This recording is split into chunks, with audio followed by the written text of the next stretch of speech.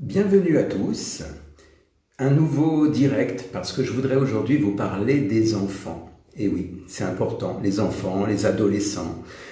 Vous savez, on est tous là en train de se voir à travers des vidéos, on écoute, on voit.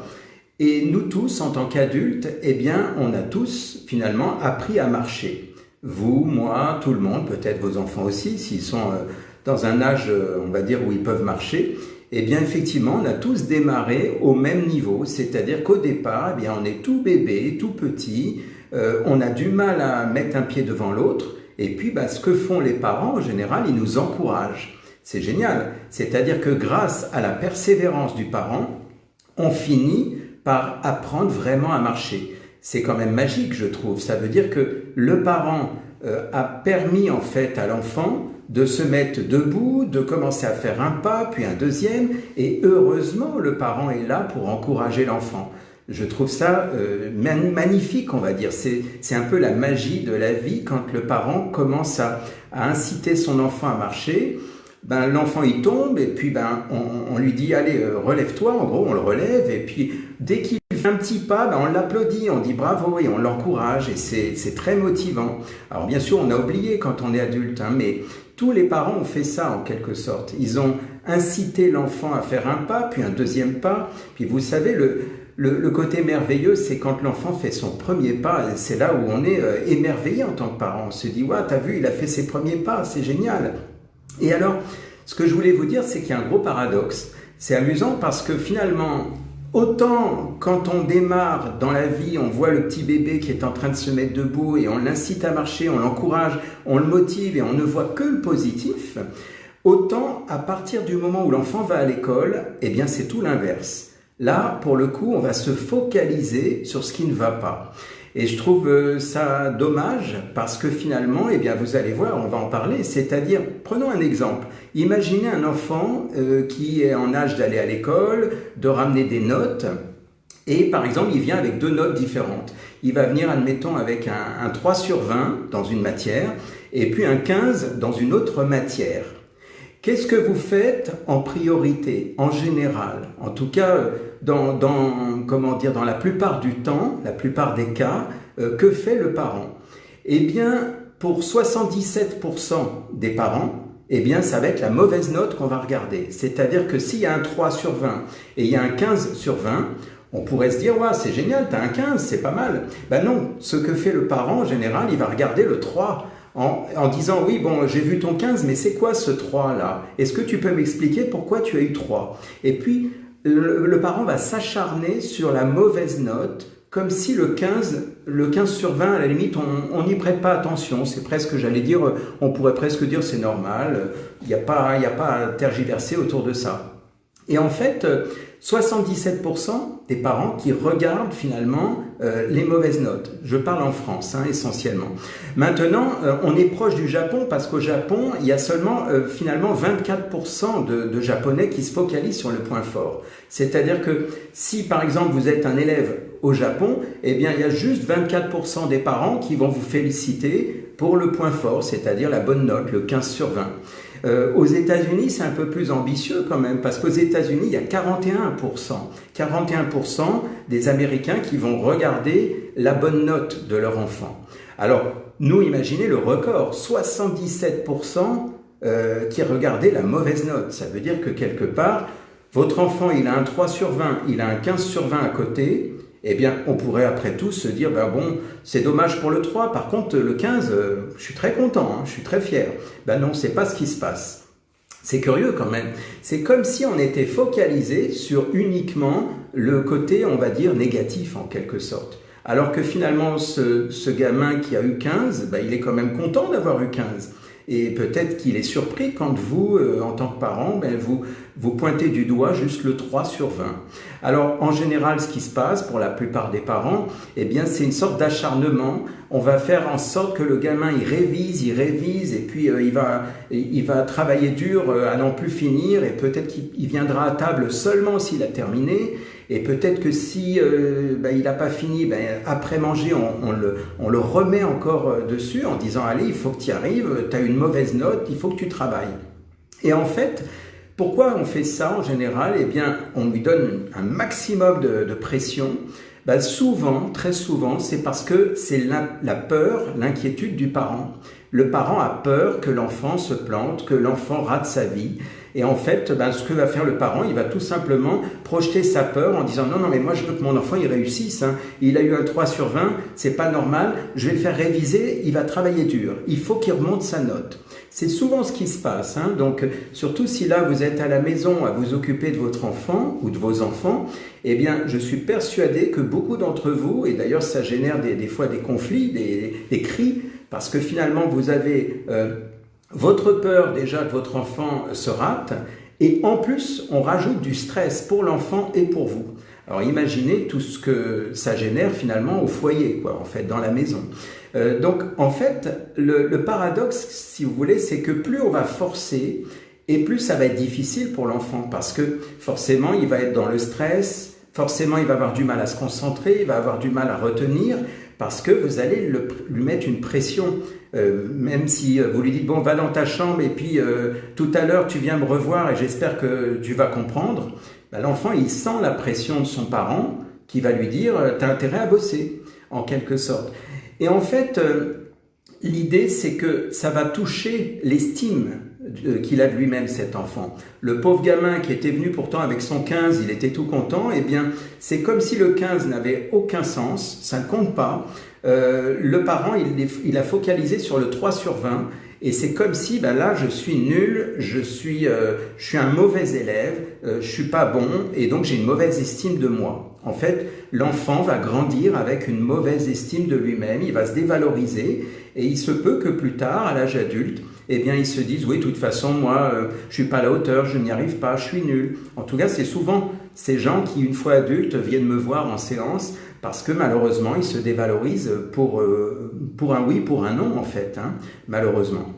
Et donc, l'idée, quelque part, c'est que, quelque part, il y a quelque chose que l'on dit dans le monde du sport, dans le coaching de haut niveau, hein, au niveau des sportifs, on dit que la pression de l'enjeu tue le plaisir du jeu. Ça veut dire que si l'enfant était peut-être dans l'envie de faire ses devoirs, de bien travailler, de faire des choses, eh bien si vous lui mettez une pression, eh bien il n'a plus envie de jouer, il a une pression et du coup c'est comme un enjeu qui lui dit en gros tu n'as pas le choix, tu as intérêt à réussir. Et c'est dommage parce que finalement l'enfant se sent oppressé, quelque part il a l'impression qu'il faut qu'il ait une bonne note pour vous en tant que parent. Alors que comme je l'ai dit tout à l'heure, bien souvent c'est la peur du parent et c'est dommage parce que finalement, vous savez, il y a beaucoup de personnes, d'enfants qui ont été cancres à l'école, qui n'ont pas forcément eu des super notes et pourtant qui aujourd'hui ont un bon métier et pourtant qui savent se débrouiller et peut-être même des fois mieux que certains qui avaient une bonne note en fait. Donc au final, se focaliser sur la note, ben, c'est un petit peu, ça donne une sorte de travail erroné en quelque sorte. C'est-à-dire qu'on est là, on a une grille de lecture qui est erronée parce qu'on va considérer son enfant par rapport aux notes qu'il a. Et c'est dommage parce que finalement, ça sous-entend finalement que c'est sous condition qu'on va accepter les notes de l'enfant. On va dire oui, mais je considère mon enfant selon ses notes. S'il a bien travaillé à l'école, alors c'est un élève brillant. S'il a une mauvaise note, alors c'est nul. Et en fait, l'enfant, comme je vous ai dit, bien, il va grandir avec cette dévalorisation, avec cette mauvaise estime de lui-même, et plus tard, eh bien, finalement, il va devenir un peu fragilisé. Dès qu'il y aura quelque chose à faire qui demande un effort, un enjeu, dans sa tête, il y aura un discours qui lui dira « Oui, mais je suis nul, je ne vais pas y arriver. » Ça doit parler à certaines personnes, hein, j'imagine. Et en fait, quoi faire finalement? On pourrait se dire « Ben oui, mais moi, si mon enfant il a une mauvaise note, ça m'embête. Surtout si je le fais travailler, je voudrais qu'il réussisse au niveau de ses notes. » Eh bien, quoi faire en fait? L'idée, c'est de faire un peu comme font les coachs, en fait. C'est-à-dire que dans le monde du coaching, ce que nous on fait quand on accompagne les gens, eh bien, on va regarder l'enfant dans sa globalité. On ne va pas focaliser sur le 3 sur 20, dans l'exemple que j'ai donné. On ne va pas non plus regarder que le 15, on va regarder l'ensemble. On va dire, tiens, on va, par exemple, le valoriser pour le 15 qu'il a eu. On va dire, c'est bien, dis donc, tu as bien travaillé, tu as eu un 15, c'est chouette ça. Donc on va le valider pour qu'il persévère dans ce sens, on va le soutenir en fait, et on va quand même regarder le 3, mais d'abord on va regarder la bonne note, et on va lui dire, j'ai vu que tu n'avais finalement qu'un 3 dans cette matière, et là on va quelque part voir comment, j'ai bien dit comment, et non pas pourquoi, comment il peut faire pour bouger sa note, pour arriver au moins à monter un petit peu sa note. S'il peut arriver à la moyenne, c'est l'idéal, mais sinon, on ne peut pas, et ça c'est un principe essentiel, quelqu'un qui est par exemple à 3 sur 20 dans une matière, à moins qu'il n'ait pas compris parce que c'est le début de l'année, parce que le temps qu'il s'y mette, mais on ne pourra pas, j'allais dire, le rendre excellent dans ce domaine. Il ne va pas arriver à avoir 19 sur 20. Ça ne sert à rien de s'acharner pour qu'il ait 18, 19. S'il a eu 3, peut-être qu'il va avoir, allez, au mieux peut-être 7, 8, 10, ça serait très bien. S'il a la moyenne, c'est parfait. Mais l'idée, c'est que, au lieu de vous acharner jusqu'à ce qu'il réussisse et que ça rentre dans sa tête, comme on dit souvent, eh bien, l'idée, c'est de faire en sorte qu'il puisse au moins s'améliorer un petit peu par rapport à ça. Donc, ce qui compte, en revanche, ça va être de le valider, de le soutenir et même de l'encourager là où il a déjà une bonne note. Par exemple, il a un 15 dans une matière, on va voir comment il peut faire pour monter peut-être à 17, à 18, 19, peut-être, parce que s'il a eu un 15, ça veut dire que la matière soit lui plaît, soit en tout cas ça lui semble accessible. Ça veut dire qu'il est bon dans ce domaine. Imaginez la personne qui a, je sais pas moi, un 3 en français et un 15 ou un 16 en mathématiques. Eh bien, il y a fort à parier que peut-être ça lui plaît et que peut-être il comprend plus facilement. Donc si finalement je focalise en tant que coach toute l'attention sur le 15 qu'il a eu en mathématiques, ben je vais lui dire, tu sais, si tu as eu un 15, tu peux peut-être avoir un 17, un 18, et là on va l'encourager. Et là, son estime qu'il a de lui-même, finalement, va grandir. Il va se sentir soutenu, il va dire, ah chouette, on m'a dit que j'étais bon en mathématiques. Mais il ne va pas se dire « je suis nul en français ». Il va dire simplement « tiens, j'ai 15, je peux monter ma moyenne en mathématiques ». Et en revanche, en ce qui concerne sa mauvaise note en français, par exemple son 3, eh bien on va lui dire « comment tu pourrais faire d'après toi pour monter un petit peu ta note, puisque apparemment ce n'est pas ton point fort, le français, tu n'as que 3. Comment tu pourrais avoir peut-être 5, 6, 10 peut-être, on ne sait jamais ». Et voyez là, dit comme ça, on enveloppe l'ensemble de ces notes, c'est-à-dire qu'on considère à la fois le 15 et à la fois le 3. Et on n'est pas en train de pointer du doigt en disant c'est quoi ce 3 sur 20, c'est nul, va dans ta chambre, va travailler dur. Et voyez, on n'est plus là en train d'agir avec notre peur en tant que parent. Parce que très souvent, c'est ce que je vous disais, malheureusement, la plupart du temps, le parent qui s'inquiète pour les notes de son enfant, il s'inquiète parce qu'il a ses propres peurs à lui en tant que parent. Il a peur que l'enfant se plante, il a peur que l'enfant redouble et il a peur surtout que l'enfant ne réussisse pas dans sa vie. Alors qu'en réalité, ce n'est pas forcément la note qui va jouer. Vous avez des gens qui, comme je l'ai dit tout à l'heure, ont eu de très mauvaises notes, qui ont été même des cancres à l'école, mais ils avaient une capacité à se débrouiller plus tard, et finalement ils sont devenus très brillants, ils ont été autodidactes et ils s'en sont sortis.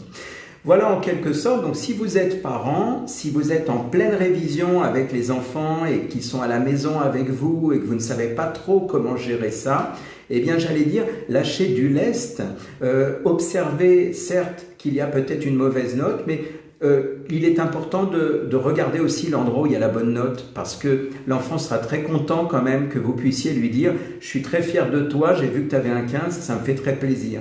Et puis pour la petite note qui est tout en dessous, eh bien c'est de lui dire en revanche concernant le 3 que tu as eu, eh bien comment tu pourrais faire pour t'améliorer un petit peu? Qu'est-ce que tu n'as pas compris? Qu'est-ce qu'on peut faire pour que tu puisses monter en fait cette note? Et vous allez voir la façon dont finalement l'enfant va vivre ça autrement, et il est très probable qu'il vous surprenne au fur et à mesure et qu'il finalement se sente soutenu par son parent, donc par vous, et il est très probable qu'il puisse vous surprendre agréablement et que tout d'un coup, bien, sa note, au lieu de 3, elle est montée à 7, 8, 10 et peut-être même un peu plus.